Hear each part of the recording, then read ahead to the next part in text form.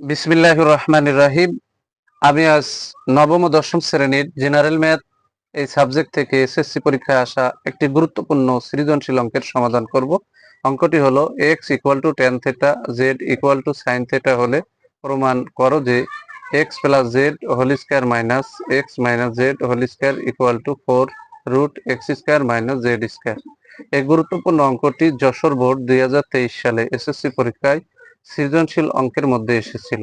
এখন আমি এই গুরুত্বপূর্ণ অঙ্কটি স্টেপ বাই স্টেপ সহজ সরল পদ্ধতিতে সমাধান করব। সমাধান দেওয়া আছে x equal to tan theta z equal to sin theta. Left hand side, এই যে এখানে যে লেফট হ্যান্ড সাইডটা আছে, এই যে লেফট হ্যান্ড সাইডটা বসাই দিলাম। এখানে কিন্তু x কে ধরবো, z কে b, তাহলে a plus b whole square minus a minus b whole square. তার গোড়ার অংশ আমরা লিখবো 4ab। এখন কিন্তু আমরা মান বসাতে পারি। এখানে যে 4 বসালাম সমান দিয়ে যে 4 বসালাম, x এর স্থানে tan থিটা, z এর স্থানে sin থিটা। অঙ্কে কিন্তু রাইট হ্যান্ড সাইডে 4 root x square minus z square আছে, তাহলে রুট আছে।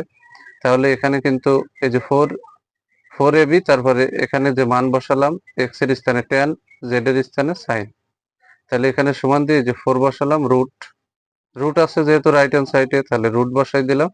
আর এই tan আর sin পাশাপাশি বসাই, আর রুট বসানোর কারণে এখানে কিন্তু স্কয়ার বসানো লেগেছে। এখানে যে সমান দিয়ে 4 বসালাম, রুট দিলাম, তাহলে tan স্কয়ার থিটা বসালাম, sin স্কয়ার থিটার সূত্র হচ্ছে 1 মাইনাস cos স্কয়ার। তাহলে আমরা 4 রুট tan স্কয়ার থিটা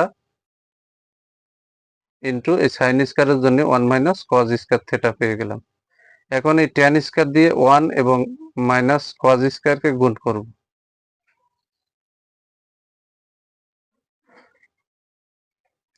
এখন এই যে এই সমান চিহ্ন দিয়ে 4 বসালাম, এই যে রুটটা বসাই দিলাম। tan স্কয়ার থিটা দিয়ে 1 কে গুণ করলে যা অক্ষে তাই হয়, এর আগে মাইনাস এর আগে প্লাস, প্লাসে মাইনাসে মাইনাস। tan স্কয়ার থিটা গুণ cos স্কয়ার থিটা, তাহলে যে পাশাপাশি বসে গেল, কারণ দুটো দুই রকম। এখন এই যে সমান দিলাম, দিয়ে 4 বসালাম, রুট দিয়ে দিলাম, tan স্কয়ার থিটা এই যে বসাই দিলাম, এখানে যে মাইনাসটা বসালাম। এখানে cos স্কয়ারকে ভ্যানিশ করতে হবে, তাহলে অবশ্যই tan সমান আমরা sin বাই cos লিখছি।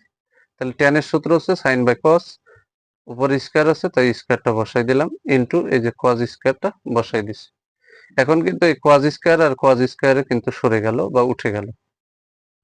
এখন এখানে কিন্তু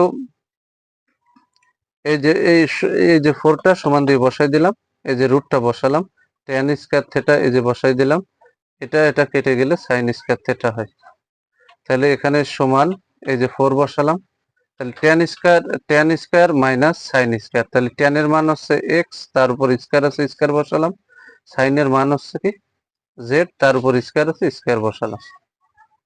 আমি আবারও বলি, এই যে 4টা বসালাম, এই যে রুটটা বসাই দিলাম, tan এর মান হচ্ছে x, তার উপর স্কয়ার আছে স্কয়ার বসালাম, এই যে মাইনাস, sin এর মান হচ্ছে z, তার উপরে এই যে স্কয়ার বসাই দিলাম।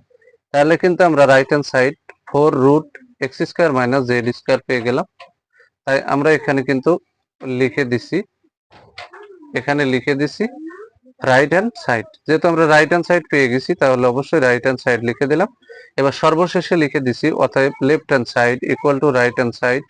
অঙ্কে যেহেতু প্রমাণ করো যে বলেছে, তাই এখানে লিখে দিলাম প্রুফড। অঙ্কটি খুবই সহজ এবং 100% গুরুত্বপূর্ণ।